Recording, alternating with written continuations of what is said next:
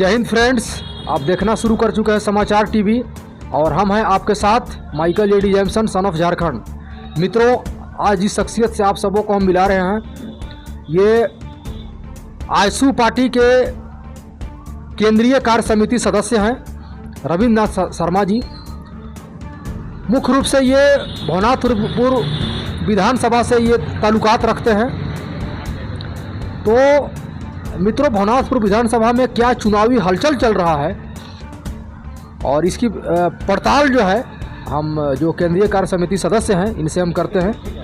जी sir, आप हमें बताइए कि आप चूँकि एनडीए के घटक दल में एक अहम पार्टी के केंद्रीय कार्य समिति सदस्य हैं, आपको पार्टी के तरफ से जो प्रत्याशी है भानु प्रताप शाही जी, उनके तरफ से क्या मान सम्मान मिल रहा है? क्योंकि अभी यह अक्सर देखा जा रहा है कि घटक दलों को जो है वह उचित मान सम्मान नहीं मिल रहा है। आप लोगों को सम्मान किस तरीके से दिया जा रहा है? जय हिंद, सभी को नमस्कार। बहुत बहुत धन्यवाद आप हमसे बात करने के लिए। हाँ, हमारे घटक दल के अनुसार हम भानु प्रताप शाही के साथ हैं और हम लोग को एक साथ मिलकर हर विधानसभा क्षेत्र में कार्य करने का मौका मिल रहा है और हम लोग साथ साथ मिलकर पूरे विधानसभा में प्रचार प्रसार भी कर रहे हैं और जनता उनके साथ ही है। ना मतलब कि जो घटक दल हैं, चूँकि आप वो पार्टी के तरफ से आपकी मान सम्मान पूछ जो होता है वो हो रहा है कि नहीं हो रहा? हम लोग साथ में हैं, मान सम्मान मिल रहा है, इसलिए हम लोग साथ में हैं। हम उनके साथ स्टेज पर भी शेयर कर रहे हैं। क्योंकि ये अक्सर अभी आप देख रहे हैं कि ये गढ़वा विधानसभा से इंडिया के जो घटक दल राजद या कांग्रेस के बहुत सारे आला लीडर जो हैं, सपा के जो प्रत्याशी गिरिराज सिंह को अपना समर्थन दे दिए हैं। तो इस बेसिस पर हम आपसे पूछ रहे थे। अच्छा, हाँ, हम लोग का इस प्रकार का कोई भावना भी नहीं है और पार्टी बेसिस पर हम लोग काम करते हैं। पार्टी ने निर्णय लिया कि हम लोग साथ हैं और पूरी कार्यकर्ता के साथ भाजपा और हम लोग दोनों एक साथ काम कर रहे हैं। हम लोग में किसी तरह का कोई मतभेद नहीं है। 2 मर्तबा के विधायक रहे हैं भानु प्रताप शाही जी और झारखंड के कदावर नेताओं में गिने जाते हैं। मधुकुड़ा सरकार में स्वास्थ्य मंत्री भी रहे हैं। क्या लग रहा है, क्योंकि इस बार हैट्रिक चांसेज है, क्या संभावना प्रतीत हो रहा है? एकदम श्योर है कि हम लोग भवनाथपुर विधानसभा से पूर्णतः बहुत मतों से आगे हम लोग निकल रहे हैं और निश्चित विजय की ओर हैं। कैसे विजय होइएगा सर? एक तरफ जहाँ देख रहे हैं आपका ओपोजिशन, ये जो है कि ताहिर अंसारी जी और अनंत प्रताप देव जी को अपना समर्थन दे चुके हैं। तो एक तरफ हम ये कह लीजिए कि ये दोनों ही दिग्गज नेताओं में आते हैं और भवनाथपुर विधानसभा के बड़े चेहरे हैं। और ये सेकंड में ताहिर जी थे विगत विधानसभा चुनाव में, थर्ड में अनंत प्रताप देव थे। और इन लोग का वोट को यदि काउंट कीजिएगा तो बहुत ज़्यादा वोट ये बढ़ जाता है। तो इस परिस्थिति में जो है ये जो त्रिकोणीय लड़ाई था, ये डायरेक्ट जो है मतलब कि पक्ष और विपक्ष लड़ाई हो जाता है। एक तरफ 2 है और एक तरफ सिंगल है। देखिए, उन लोग का बेमेल गठबंधन ही है। एक समांतवादी विचारधारा के हैं, एक नक्सलवादी विचारधारा के हैं। आप ऑलरेडी एक तरह से देख सकते हैं कि दोनों का मिलाप नहीं हो सकता है और दोनों की जनता जो भी होगी, जिस बहुमत से उन लोग को मिला लेकिन मेल नहीं खाता है, इसलिए जनता भी उनसे पलटकर भाजपा की तरफ आ गई है। निश्चित तौर पर इस तरह का समीकरण चूँकि बन रहा है, तो चूँकि जो भी वहाँ पे जो वोटर्स हैं, तो जो है कि कन्फ्यूजन का स्थिति तो निश्चित तौर पर बना हुआ है कि इस बार थोड़ा सा हम समझते हैं कि भानु जी के लिए मुश्किल भरा चुनाव होगा। और फिर भी वे बड़े लीडर में आते हैं, इसका समाधान निश्चित तौर पर वे हो गए, चाहे आपके घटक दल जो हो गए वे निकालेंगे। एक चीज़ आप बताइए कि जो आपका जो ये हेमंत सोरेन का जो सरकार है और अभी जो है कि तमाम तरह की जो है वे योजनाओं का झड़ी लगा दिए हैं जी। आपका पार्टी या कह लीजिए कि बीजेपी सरकार जिसके अब हम घटक दल में है, गोगो दीदी योजना 2100 रुपया लाया था और इसके काट में कह लीजिए कि 2500 रुपये योजना ला करके कैबिनेट में पास करा दिए और चिट्ठी भी भेज दिए। आखिर इतनी बड़ी राशि जो है 2500 और प्रत्येक महिलाओं को 18 से 49 को देना, ये जो ये लोक लुभावन जो वादा है, इसके संबंध में क्या कहना? देखिए, लोक लुभावन वादा तो नहीं है, भाजपा जो कहती है करती है। इसमें हमारे यहाँ झारखंड का रेवेन्यू भी कम नहीं है, उसके आलोक में देखा जाए तो यह कर भी सकती है। लेकिन आप जिसके लिए बोले कि आज हेमंत सोरेन सरकार, आज अगर उसको लाना था ही, जो भी योजना लाए हैं, मैया योजना लाए हैं, इसको अगर लाना था तो 5 साल पहले लाते। शुरुआत में जब इनकी सरकार बने थे उस समय बोले थे कि हम हर महिला को 2-2 हज़ार रुपया देंगे। उस दिन कहाँ गए? आज 1,000 देकर अब प्रत्येक महिला को भी नहीं मिला है, या किसी महिला को मिला है, बाकी महिला को मिला भी नहीं है। तो इससे कहा नहीं जा सकता कि जी आप लोभन लाए हैं, इससे जनता आकर्षित हो जाएगी। और एक तरफ जो बोले कि अबू आवास का भी हम बता दे रहे हैं कि अबू आवास ने लाया, सबको बांट भी दिए। एक तरफ से 30-30 हज़ार रुपया आवंटित किया, 20-20 हज़ार रुपया कलेक्शन करना चालू कर दिए। अपनी एक तरफ देने का काम करें और अपनी एजेंट लगाकर तहसीलने का भी काम किए। तो पब्लिक के हित में ही नहीं गया, अपने हित में केवल काम किए।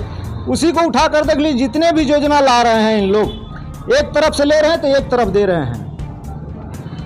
कहीं भी देख लीजिए, बालू हो या किसी प्रकार का संपदा हो, आप उसमें देखिए कि अनेक प्रकार से जहाँ जहाँ है उनका कार्यकर्ता से लेकर ऊपर पदाधिकारी के लूटने के कगार पर लगे हुए हैं। जो बालू हमारे पंचायत में हो या जिला में हो, 500 रुपये ट्रैक्टर जो उपलब्ध हो जाती थी नज़दीक की यहाँ, लेकिन आज वही कितना बड़ा नज़दीक हो, आप नदी किनारे रहते हो, लेकिन आपको 5,000 से कम में बालू नहीं मिल सकता है। इस बार निश्चित तौर पर हम ये कह सकते हैं कि पिछला मरतबा जहाँ त्रिकोणीय लड़ाई था भवनाथपुर विधानसभा में, और आप चूँकि केंद्रीय कार्य समिति सदस्य हैं तो, और लेकिन आप मुख्य रूप से जो है कि भवनाथपुर विधानसभा से ताल्लुकात रखते हैं, क्योंकि आप तो खैर पूरे ज़िला को एनालिसिस कर सकते हैं और अपना योगदान तो आपका खैर ये कह लीजिए कि पूरे ज़िला में होना चाहिए। लेकिन क्या आपको इस बार प्रतीत नहीं होता कि भानु जी के लिए इस बार का जो राह है वह उतना सुगम राह नहीं कहा जा सकता है, क्योंकि इस बार उनके लिए जरूर कठिन दौर से गुजरना पड़ेगा जीतने के लिए? देखिए, राह सबके लिए कठिन होती है, कठिन में ही निकलना विजय की बात होती है। अगर कठिन नहीं रहे तो राह ही खराब हो जाएगी। इसलिए कहा भी जाता है कि कछुआ और खरगोश की चाल के देखे होंगे, जो राह कठिन होती है उसी को चुनना भी चाहिए और चुन के चलना भी चाहिए। तो हम इसमें नहीं कहेंगे, जनता उनकी पूरी साथ है, आज भी जनता उनके साथ है और आगे भी रहेगी। एक बड़ा वर्ग जो है बराबर भानु जी पर आरोप लगाते रहा है कि हमें अनदेखा किया गया है, और बहुत बड़ी नाराज़गी भी है उनसे बहुत सारे मायनों में, चूँकि वो पोजीशन में थे, सरकार उनका था नहीं, इसलिए बहुत ज़्यादा फंडिंग भी शायद उनके पास नहीं रहा होगा, इसलिए बहुत ज़्यादा काम जो है इस बार के कार्यकाल में वे नहीं कर पाए हैं। और भानु जी भवनाथपुर विधानसभा से एकलौते से प्रत्याशी रहे हैं जो कि अब तक 3 मरतबा, एक बार गैपिंग रहा है, एक बार अनंत प्रताप देव उर्फ छोटे राजा बने हुए थे, और ये लगातार 2 मरतबा जो है कि विधायक रहे हैं। और अब तक जो ये माना जाता रहा है कि भवनाथपुर विधानसभा में आज़ादी के बाद से एक बार भी जो है बीजेपी का सरकार नहीं बना है। तो इस वहम को उन्होंने तोड़ने का जो काम किया, एक ऐतिहासिक बात था। वर्षों से ये जो है कि बीजेपी आला कमान का एक ख्वाहिश रहा था कि हमारा भी सरकार जो है, और हमारा सिंबल से भी जो भवनाथपुर विधानसभा से कैंडिडेट जीत करके विधानसभा में जाए। तो यह काम जो है भानु प्रताप शाही जी ने किया था, और लगातार 2 मरतबा से विधायक रहे हैं, और इस बार वे हैट्रिक मारने के कगार पर हैं। लेकिन राह इस बार उनके लिए बहुत ज़्यादा सुगम नहीं है, मुश्किल भरा राह तो है ही। आप सर क्या लगता है, यदि भानु जी ये तिबारा कह लीजिए, यदि वे सत्ता वापसी करते हैं, क्या बदलाव हम लोगों को या कह लीजिए कि क्षेत्रवासियों को देखने के लिए मिलेगा? काम के बारे में बोले तो भानु प्रताप जी विधायक जरूर थे, लेकिन विधायक रहते हुए भी आप उस विधानसभा में जाकर देखें कि सड़क का भी जाल बुनने का भी काम कर, जितना उनसे बन सकता है, जितना लड़कर लाने का विचार हो सकता है, उन्होंने लड़कर लाया भी। और हर पंचायत में भी जाकर देखेंगे तो 1-2 सड़क पक्कीकरण, कालीकरण जरूर हुआ है, आप देख सकते हैं। और विधानसभा के अनुसार देखिए कि जितनी इनके विधायक में थे, मंत्री तो नहीं रहे ना सरकार में रहे, लेकिन उतनी जो कार्य में सरकार में जो है उनके माध्यम में नहीं हुआ होगा। क्या कार्य हुआ है सर? क्योंकि हम भी जो है कि क्षेत्र में घूमते हैं, हमें तो ऐसा कुछ कार्य नहीं, काम समझ में नहीं आता। आप अभी करेंट में जाइएगा तो आप देखिए बहुत गांव में सड़क जो के जाल बिछाया गया है, सड़क कालीकरण कहीं PCC का पूरी तरह से बिछा हुआ है, हर पंचायत में जाकर देख सकते हैं। कुछ ऐसा काम बताएं जो कि एक जनहित और लोकहित में उनके द्वारा किया गया कोई काम हो। तो उसके सड़क तो सर जनहित में ही आता है। व्यक्तिगत हित की बात हम करते हैं, जैसे कि ये गोगो दीदी योजना 2100 रुपया आपका सरकार लाने की बात कहा था, ठीक है, अब उसके काट में 2500 रुपया झामुमो सरकार ला दिया। तो अब क्या हो सकता है बताइए, चूँकि 2100 रुपया जो है तो बहुत बड़ी बात था। अब 2100 को बदला में 2500 रुपया जो हेमंत सरकार जो ये पास कर दिया, तो वो तो सारा पब्लिक कन्वर्ट कर चुका 2500 की तरफ जी। तो इस रुझान को कैसे आप अपना पार्टी की तरफ कैसे मूव कर पाइएगा? देखिए, पब्लिक को पता है, इसके लिए आकर्षण की क्षमता नहीं बनाए हैं, आकर्षित उससे नहीं है, क्योंकि इसमें इन लोगों ने भी कहा है कि हम चुनाव के बाद पास तो कर रहे हैं कि हम लोग देंगे 2500, लेकिन कब देंगे कि जब दिसंबर के बाद देंगे। तो इसमें लुभाने की क्या बात है? आप तो दे ही नहीं पा रहे हैं अभी भी। जितने के 1000 की बात है, 1000 में पूरे गांव को नहीं दे पाए होंगे। जितनी महिला आप चेक कर सकते हैं कि 50% महिला को भी नहीं मिल पाया होगा 1000। मित्रों, निश्चित तौर पर बातें बहुत सारे हैं, लेकिन एक ही वीडियो में सारी बातों को कहना और सारी बातों पर प्रकाश डालना मुनासिब नहीं हो पाता है। बहुत बहुत शुक्रिया। और एक अंतिम सवाल मेरा इनसे ज़रूर रहेगा कि मैं आपको नए पुराने जो भी वोटर रहे हैं, नाराज़ भी होंगे आपसे, जो है कि सहमत भी होंगे, उनसे आप लोगों का आपका क्या अपील रहेगा? इसके साथ हम इस वीडियो को खत्म करेंगे। अपील रहेगा कि सभी लोग झारखंड जितने निवासी हैं भाजपा की तरफ वोट दें और भाजपा को देकर जिताने का काम करें। हम लोग आपके साथ हैं, जो भी वर्क हो हर दरवाजे तक हम लोग आपके साथ काम करने के लिए तैयार हैं। बहुत बहुत शुक्रिया।